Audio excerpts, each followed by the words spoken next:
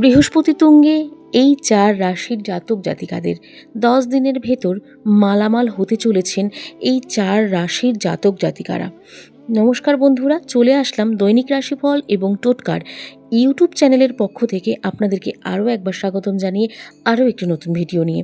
তো আজকের ভিডিওর বিষয়বস্তুটি কিন্তু রয়েছে বৃহস্পতি, দেবগুরু বৃহস্পতিকে কেন্দ্র করে। আর এর প্রভাব কিছু রাশির জীবনে অনেক কিন্তু ভালো প্রভাব ফেলতে চলেছে এবং অনেক ভালো কিছু আনতে চলেছে, এই ভিডিওটির মাধ্যমে জানতে পারবেন। আপনার রাশি কি সেই তালিকায় আছে, বা এই তালিকায় যদি আপনার রাশিটি থেকে থাকে অবশ্যই শেষ পর্যন্ত দেখুন।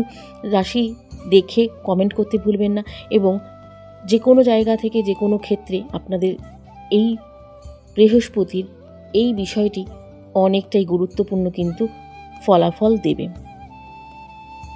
জ্যোতিষশাস্ত্র মতে যেটা বলা হচ্ছে, জ্যোতিষশাস্ত্র মতে বলা হচ্ছে বৃহস্পতি তুঙ্গে অবস্থান করার ক্ষেত্রে বা অবস্থান করলে তাতে ভাগ্যচক্র ঘুরে যেতে পারে।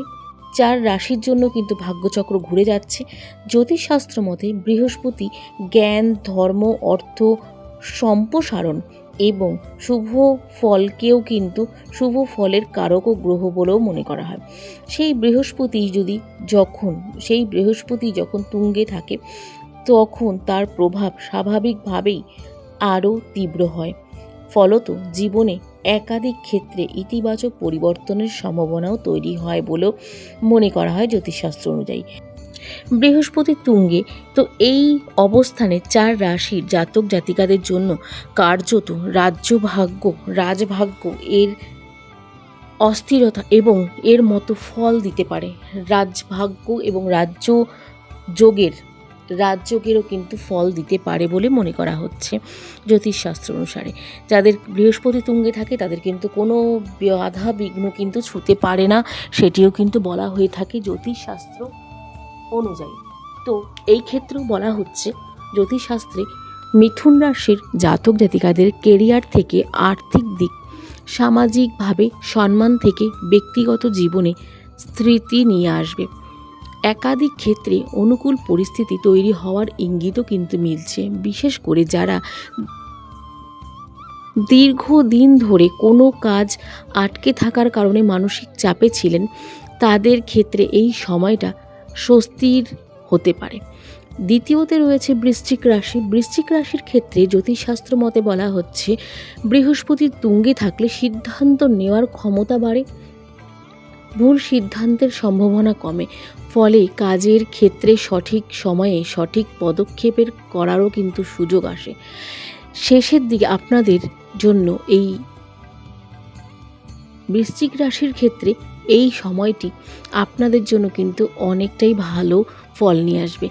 এই প্রবণতা আপনাদের জন্য এই সময়টি বা এই মাসের শেষের দিকের এই প্রবণতা 4 রাশির ক্ষেত্রে আরও স্পষ্ট হয়ে উঠতে পারে। কর্মক্ষেত্রে নতুন দায়িত্ব, গুরুত্বপূর্ণ প্রস্তাব বা দায়িত্ব বাড়ার সম্ভাবনাও কিন্তু দেখা যাচ্ছে। কোথাও বলছে বিশেষজ্ঞরা, বিশ্বাসের ওপর ভিত্তি করেই বলা হচ্ছে যে ব্যবসার ক্ষেত্রেও ইতিবাচক ইঙ্গিত রয়েছে। পুরনো বিনিয়োগ থেকে লাভ বা নতুন কোনো পরিকল্পনার বাস্তবায়নও সুযোগ তৈরি হতে পারে আপনাদের জন্য। তারপরেই দ্বিতীয়তে রয়েছে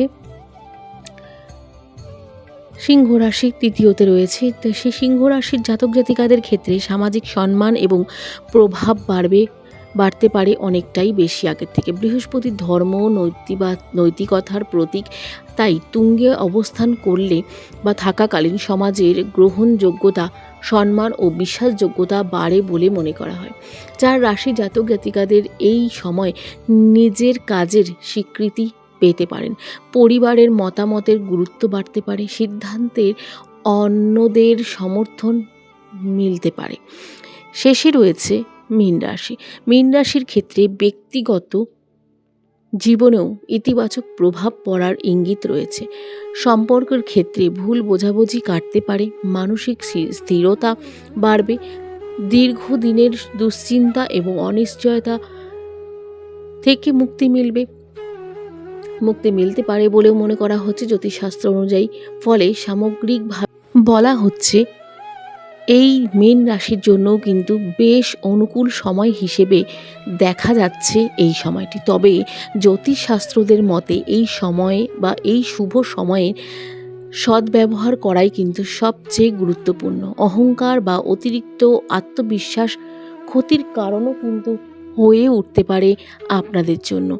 সংযম এবং বিচার ব্যবস্থা রেখে বা বিচারক্ষণতার সঙ্গে এগোলে বৃহস্পতি তুঙ্গে অবস্থান করার ক্ষেত্রে জীবনে নতুন দিশা খুলে যেতে পারে সেসব জাতক জাতিকাদের যাদের ক্ষেত্রে এই সময়টি বৃহস্পতি তুঙ্গে থাকে।